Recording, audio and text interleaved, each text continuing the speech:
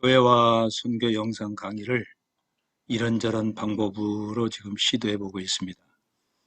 세 번째 시간인데 첫 장만 제 얼굴이 나오고 그 다음에는 계속 PPT를 통해서 설명하는 방법으로 진행할 수밖에 없습니다.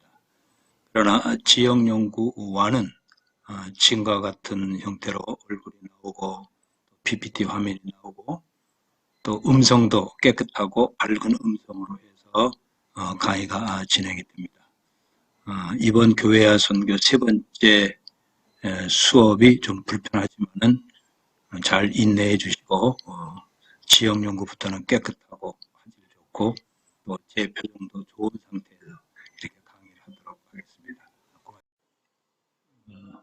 성경에 기록된 선교의 관점은 요한복음 20장 21절 아버지께서 나를 보내신 것 같이 나도 너를 보낸다 하는 이 말씀 속에 예수님께서 제자들을 선교사로 보냈다고 하는 의미도 있지만 예수님께서 십자가와 부활과 성령을 통해서 주님의 몸인 교회를 세우시고 교회를 세상에 선교사로 보냈다고 하는 의미입니다. 그래서 교회는 하나님의 영광이요 세상은 선교를 통해서 하나님께 영광이 되어야 합니다. 이 내용은 다시 말씀드리면 교회는 잔치집이죠. 초상집이었습니다만 그리스도의 보혈로 잔치집이 됩니다. 세상은 아직까지도 초상집입니다. 이 초상집 같은 세상을 어떻게 하면 잔치집으로 바꿀 것이냐, 이것은 바로 교회입니다. 교회가 세상을 하나님께 영광 올려드리기 위해서 잔치집으로 바꿔야 합니다. 그렇다고 하면은 이제 이 세상을 초상집 같은 상황을 잔치집으로 바꾸기 위해서는 물론 선교사의 노력도 필요하고 교회의 어떤 집중적인 것도 필요합니다만 어떻게 보면 핵심적인 요소는 재정이라고 할 수 있습니다. 예수님은 초상집을 잔치집으로 바꾸시는데 요한복음 2장 4절 말씀을 통해서 그분의 능력과 권세로 기적을 통해서 잔치집으로 바꾸셨습니다.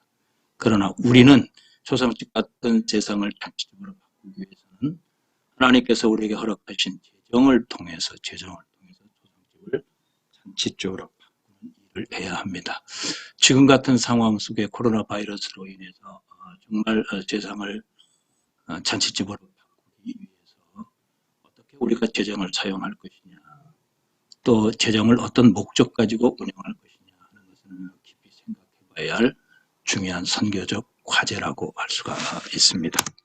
이제 그렇다고 하면 성경적 관점에서 초상집 같은 세상을 잔치집으로 바꾸기 위해서 어떻게 재정을 사용할 것이냐 하는 재정적인 문제에 대해서 이제 실질적인 문제죠.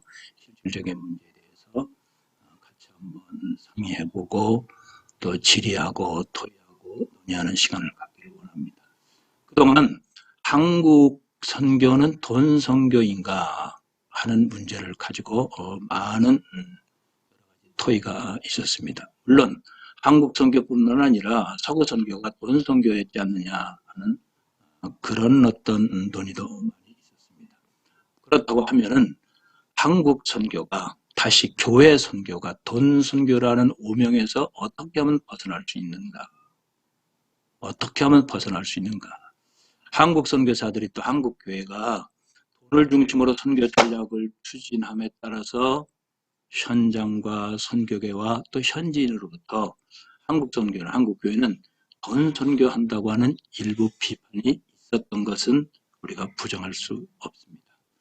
돈 선교를 의존하다 보면은 큰 선교의 장애물을 맞이하게 되고 또 이것은 크나큰 실패의 원인이 되고 또 암적 요소가 됩니다. 그래서 선교의 핵심은 성육신입니다. 성육신. 하나님께서 이 땅에 예수 그리스도로 오셔서 성육신 선교를 하셨던 것처럼 교회도 성육신 선교를 하고 또 선교사들도 성육신 선교를 해야 합니다. 저는 이것을 종의 선교라고 이렇게 정의하고 있습니다. 즉 성령님에 의해서 말씀과 기도와 사랑으로 선교를 해야 하지만 오늘 그 재정을 어떻게 말씀대로 쓰고 재정을 어떻게 기도하면서 확보를 하고 이 재정이 사랑이 담긴 어떤 재정을 통해서 잔치집으로 만드는 이 핵심 속에는 바로 종의 선교 개념이 있어야 된다 하는 것을 먼저 말씀을 드리고, 예수님께서도 마태복음 20장 28절 인자가 온 것은 섬김을 받으려 함이 아니라 도리어 섬기려 하고 자기 목숨을 많은 사람의 대선물로 주려 함이라 하고 직접 말씀도 하셨습니다. 오래전에 연세대학교 신학과 이양유 교수는 이 시대에 맞는 목회자상을 묻는 질문에 이렇게 대답을 한 적이 있습니다. 역사적으로 기독교의 첫 번째 시기는, 즉 초대교회 시대는 목회자였었다. 목회자의 상은 목회자였었다. 즉 목자였었죠. 그 이유인즉 교회와 신자들이 박해 가운데 있었기 때문에 목회자는 교우들을 양처럼 돌봐주는 역할이 가장 필요했기 때문에 초대교회 목회자의 상은 바로 목자였다. 바로 예수님께서 목자의 상을 보여주셨던 것처럼 예수님처럼 목회를 하는 목회상이었죠. 두 번째는 이제 교회가 이런 어떤 핍박 가운데서 이제 벗어나게 되고 콘스탄티 황제에 의해서 기독교가 공인한 후 목회자의 역할은 제사장이 되죠. 제사장이 됩니다. 제사장이 되니까 설교가 약화되고 또 반면에 성찬이 중요시해지는 이런 경향이 있게 됩니다. 아무튼 목회자 다음에 기독교가 공인이 된 다음에 목회자의 역할은 제사장의 역할을 하게 되죠. 여기에 많은 이제 문제가 발생하게 되고 복음에 대한 열정이라든지 교회의 전도라든지 이런 의식들이 점점 희박해지는 것을 볼 수가 있습니다. 그러다가 이제 루터가 기독교 개혁을 하면서 이것을 비판을 하죠.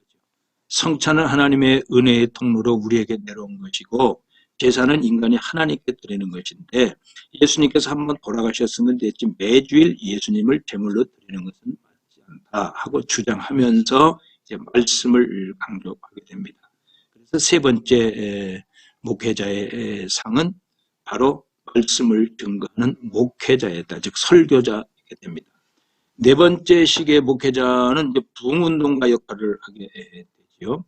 근대에 들어오면서 부흥운동이 많이 일어났는데 웨슬리 같은지 또 핀이라든지 이런 분들이 말씀과 또 사람의 감정에 호소하면서 그 믿음의 열정을 태우게 되고 또 선교의 열정을 태우게 되죠. 네 번째 시기의 목회자상은 부흥운동가였다. 그러면은 지금이죠. 지금 현재 21세기에 들어와서 목회자의 상은 뭐냐? 물론 목자도 될 수 있습니다. 말씀 증거자도 될 수 있습니다. 또 어떤 부흥운동가도 될 수가 있습니다. 그러나 교회와 세상이 원하는 이 시대의 목회자상은 즉 종이 되어야 한다. 종이 되어야 한다. 하나님의 종이고 교회의 종이고 세상의 종이 되어야 할 것입니다. 예수님께서 이 땅에 초상집을 단지적으로 바꾸시기 위해서 종의 신분을 가지고 성육신 하셔서 사역을 하셨던 것처럼 예수님께서 집착하셨던 말씀처럼 너희 중에 크고자 하는 자는 섬기는 자가 되고 으뜸이 되고자 하는 자는 종이 되어야 한다는 이 말씀에 순종해야 할 때가 지금 이 시대의 목회자상이 아니겠느냐. 저는 이양호 교수의 그 글을 읽고 제가 신학교 또 선교학 강의 시간에 이 내용을 전달한 바가 있습니다. 그때 많은 학생들이 교수님도 선교 나갈 준비가 무엇인지 확실히 알았습니다. 종의 어떤 심정을 가지고 예수님이 하셨던 종의 선교의 개념만 있다고 하면은 선교가 다음 성령의 인도함을 받을 수 있는 선교가 될 수 있을 것이다 하는 확신에 찬 그런 결단들을 볼 수가 있었습니다. 그렇습니다. 세계 선교 현장에서 선교사에 대한 요구는 종의 모습입니다. 선교사를 파송할 때 바로 종의 정신을 가지고 보내야 하는 것이 한국교회에 주어진 책임입니다. 선교사를 파송할 때 파송교회는 선교사를 종의 정신을 가지고 파송할 수 있도록 훈련시키시고 또 거기에 맞게끔 필요한 모든 영성과 또 모든 필요한 조치를 해서 보내야 된다고 하는 것이죠. 하나님이 이 땅에 선교사로 오시면서 종의 모습으로 오셨던 것처럼 지금도 하나님은 살아계셔서 선교하는 하나님이신데 종의 모습으로 준비된 선교자를 통해서 하나님은 선교를 하신다고 하는 것입니다.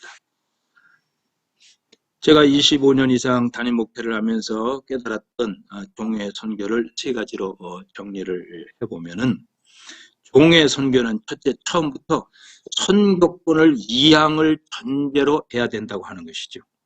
예수님의 사역은 3년이라는 기간을 두셨습니다. 사도 바울은 몇 개월에서 3년까지 있었죠. 현지인이 예수님의 제자가 되어진다고 하면 바로 선교권 이양을 준비하여야 합니다.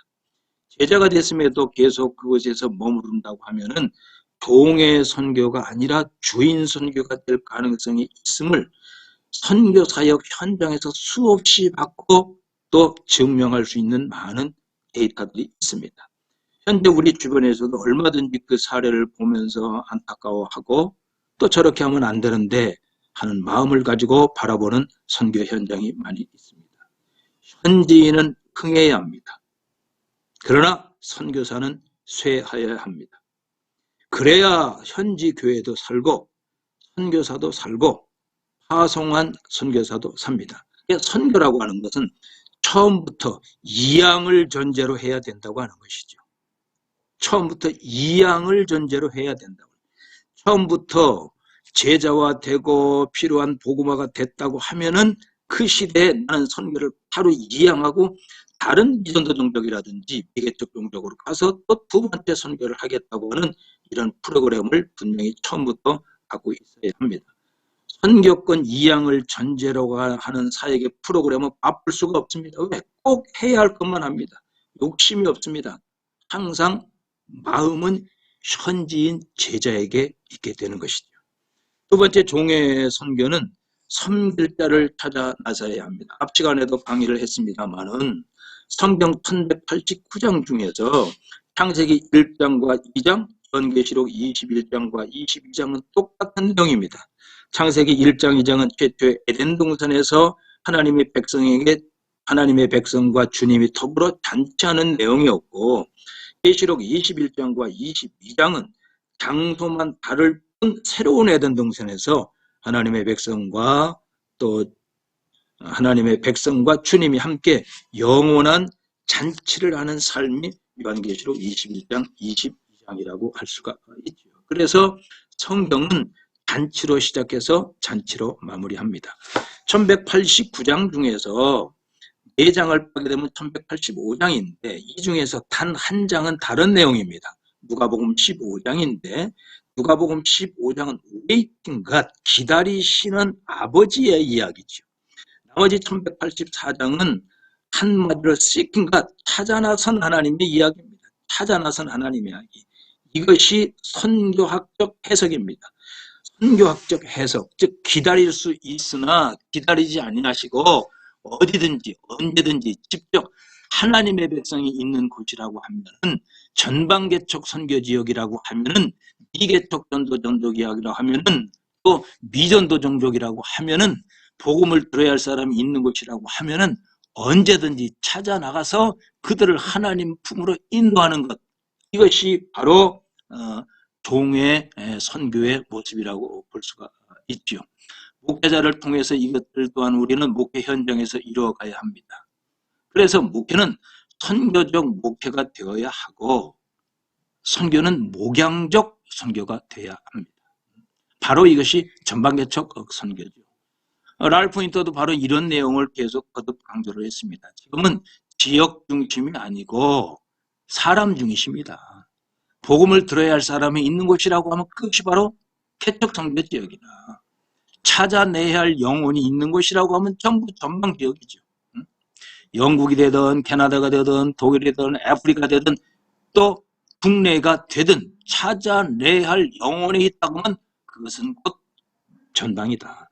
그러므로 종의 선교는 섬길 자를 찾아 나서는 것이 종의 선교입니다. 찾아 나서야 합니다. 기다리는 것은 선교가 아닙니다. 선교의 주제 되신 성령님은 기다리시는 분이 아닙니다. 우리는 성령께서 찾고자 하시는 생명을 찾아내야 하는 사명을 받은 목회자들입니다. 또한 선교사입니다. 기도를 찾아가야 합니다. 섬김으로 찾아가야 합니다. 복음을 들고 찾아가야 됩니다. 주의 이름을 들고 찾아가야 됩니다. 기다리는 선교 현장, 기다리는 교회가 너무 많은 경향이 있습니다. 찾고자 할 때에 선교의 필요성을 느끼게 되죠. 선교의 필요성을 느낄 때에 언어의 전문성이라든지 문화의 전문성이라든지 직업의 전문성이라든지 사역의 전문성이 창의화되고 개발화되고 또 독창적으로 현장화될 수 있는 것이 개발되어지는 것이죠. 세 번째, 종의 선교는 삶으로 드러내져야 합니다. 선교에 대한 정의는 많습니다. 와르낙이라든지 라토네트라든지 앤더슨이라든지 바빙크라든지 에르카일이라든지 헨드리 크레머라든지 스테븐 밀이라든지 엘렌이라든지 특히 한국의 전호준 박사 등등 많은 선교학자들의 정의가 있습니다만은 실제는 조동진 박사의 선교의 정의를 깊이 묵상했습니다.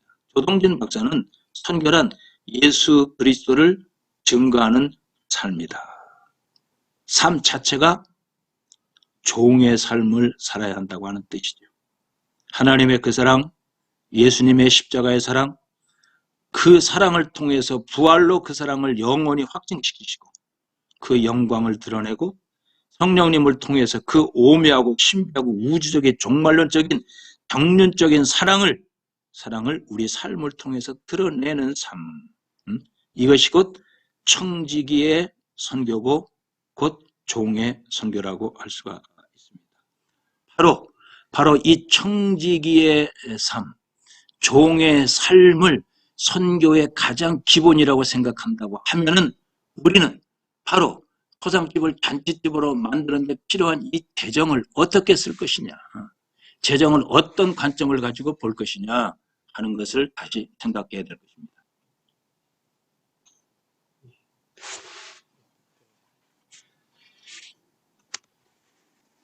재물과 관련된 그 예수님의 말씀이 많습니다. 특별히 마태복음 6장 19절에 20절에 너희를 위하여 보물을 땅에 쌓아두지 말라 하는 말씀을 아주 의미 있게 말씀을 하셨죠. 특히 한 사람이 두 주인을 섬기지 못할 것이니 혹 이를 미워하고 저를 사랑하거나 혹 이를 중히 여기고 저를 경히 여김이라. 너희가 하나님과 재물을 겸하여 섬기지 못하니라. 한 말씀을 우리는 다시 한번 깊이 생각하면서 누가복음 16장 1절에서 13절까지 기록되어 있는 바로 부한 청지기의 비유와 그 해석을 우리는 다시 한번 잘 이해를 해야 할 것입니다. 결론도 하나님과 재물을 겸하여 섬길 수 없다는 결론이죠. 또 누가복음 12장 12절에서 15절 불의한 재판관과 그 비유를 통해서 삶과 모든 탐심을 물리치라고 하는 말씀을 강조하셨고 부자와 거지 나사로의 비유를 통해서도 분명히 이 땅에서 어떻게 재물을 썼느냐 하는 것에 대한 심판이 있다 하는 내용을 강조를 하셨습니다. 세금과 관련된 말씀이 많죠. 가이사의 것은 가이사에게, 하나님 것은 하나님께 바치라 하는 이 마가복음 12장 17절에 기록된 말씀. 9제와 11조의 말씀도 너희가 구제해야 너희 심령이 깨끗해질 것이다 하는 이런 말씀도 하셨고 또 하나님의 사랑은 계속되어야 하는데 이 또한 11조라고 하는 청지기의 고백을 통해서 하나님의 사랑이 계속 이어진다고 하는 말씀도 하셨고 특별히 그 외식하는 서기관과 바리새인들을 향해서 말씀을 하실 때에 율법과 또 필요한 긍휼 이 두 가지는 반드시 같이 병행돼서 되어진다고 하는 말씀을 하셨습니다. 성전세회에 관계돼서도 분명히 정확한 말씀을 하셨죠. 가져다가 나와 너를 위하여 주라. 그러니까 성전세에 대해서 중요한 말씀을 하셨고 또 베다니의 마리아의 그 향유를 부은 사건을 통해서도 특별히 이때 강조하셨던 말씀이 있습니다. 온 천하에 어디서든지 복음이 전파되는 곳에서는 이 여자가 행한 청지기의 고백을 반드시 복음의 현장에서 증거하라고 하는 말씀을 하셨습니다. 또 둘의 돈을 바친 과부의 이야기에서도 또 그런 내용이 강조가 되죠. 마음과 중심을 다해서 또 청지기의 삶을 살아라고 하는 말씀이고, 어떤 경우에도 재물 때문에 하나님의 사역이 어려움을 겪어서는 안 된다. 어떤 경우에도 재물 때문에 하나님의 영광이 가려져서는 안 된다. 교회는 하나님의 영광을 위해서 만민이 기도하는 집이다. 이렇게 강조를 하셨습니다. 이제 하나님의 돈에 대한 네 가지 기본 목적과 목적에 담긴 하나님의 지혜를 우리가 살펴보면서 교회에서 또 선교 현장에서 어떻게 재물을 쓸 것이냐, 재물을 어떻게 잘 지혜롭게 대처할 것이냐 하는 것도 말씀을 통해서 한번 더 살펴보기를 합니다. 재물은 기본 필요를 공급함입니다. 기본 필요를 공급해 주신 것이죠. 재물에 대한 네 가지 분명한 기본 목적이 있습니다. 우리는 이 목적 안에 있는 하나님의 지혜를 생각하면서 어떻게 교회에서 또 선교 현장에서 이 재정을 잘 활용해서 초장집을 전집집으로 바꿔서 하나님께 영광을 올려드리는 선교가 되고 교회가 되고 선교가 될 것인가 하는 것을 다시 한번 검토해야 할 것입니다. 첫째는 기본 필요를 공급하기 위해서 재물이 있는 것이죠. 디모데전서 6장 8절 먹을 것과 입을 것이 있은즉 우리가 그것으로 만족할 것이니라. 이 목적에 담긴 하나님의 지혜는 날마다 확실히 하나님을 의지하게 되죠. 마태복음 6장 11절에 기록되어 있는 대로 오늘 우리에게 일용할 양식을 주옵시고 하는 이 말씀은 하나님은 우리가 매일 필요가 있어야 하나님을 매일 의지할 수 있도록, 하나님은 우리가 매일 필요가 있어야 하나님을 매일 의지함을 잘 아시기 때문에 오늘 이 제물에 그런 귀한 하나님의 지혜가 있는 것이죠. 두 번째는 하나님을 더 사랑하게 됩니다. 골로새서 2장 10절, 요한복음 15장 5절을 참고할 수가 있죠. 어떤 사람의 필요성을 인식하지 못할 때 사랑도 식기 마련입니다. 하나님은 우리에게 그분이 필요하도록 만드셨습니다. 우리는 그리스도 안에서만 온전하며 그분을 떠나서는 아무것도 할 수 없다고 하는 분명한 주님의 뜻을 발견하게 되죠. 이스라엘 백성이 광야에 있는 동안 하나님은 그들이 그날 양식에 대해 하나님만 바라보도록 가르치셨습니다. 부하든 가난하든 사람은 누구나 매일 하나님을 의지해야 합니다. 하는 것을 알게 하기 위해서 재물이라고 하는 도구를 쓰신 거죠. 감사하는 마음 자세를 또 기르게 한 것이죠. 네 번째는 소득 범위 내에서 사는 것을 배우는 지혜가 있습니다. 기본 의식 위에서 만족하며 살면 새 기기나 서비스를 사지 않고는 절대로 삶이 즐겁지 않다고 믿게끔 유혹하는 광고 공세에 대한 저항력이 높아집니다. 만족한 사람은 자기가 이미 그날그날 필요한 만큼보다 더 많이 가진 사실을 알기에 부유하고도 느낍니다. 만족하면서 하나님을 따르는 것이 큰 이득이 되니라. 디모데전서 6장 6절에 기록된 말씀이죠. 가진 것을 즐겁게 할 하나님의 지혜가 있습니다. 불만족은 하나님이 주신 것을 즐기지 못하도록 방해합니다. 우리가 가진 것보다 하나님이 주셨어야 할 것에 집중하기 때문입니다. 그러므로 하나님은 탐욕을 부리지 말고 너희가 가진 것들로 만족하라 하고 히브리서 13장 5절에 강조를 하셨습니다. 큰 두 번째, 우리의 생활과 삶의 방향을 결정하기 위해서 재물에 분명한 어떤 메시지가 있습니다. 시편 37편 7절에 주 안에서 안식하고 끈기 있게 그분을 기다리라. 자기 길에서 형통한 자나 사악한 꾀를 이루는 자로 인하여 초조해하지 말지어다 하는 말씀이 있죠. 바로 생활의 방향을 결정하기 위한 이 재물이라고 하는 도구는 우리로 하여금 히브리서 11장 7절에 기록되어 있는 것처럼 믿음과 비전을 세우게 됩니다. 두 번째는 우리의 삶의 주인이 누구인지를 분명히 결정하게 되지요. 디모데전서 6장 17절 말씀이죠.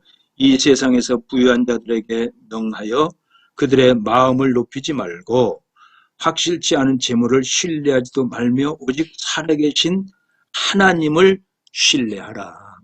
재물이라고 하는 것은 삶의 주인이 바로 누군가 하는 것을 다시 한번 결정하면서 생활할 수 있는 좋은 방향이 됩니다. 해로운 것들로부터 보호함을 받을 수 있게 되죠. 또 인내를 가르쳐 주는 것을 볼 수가 있습니다.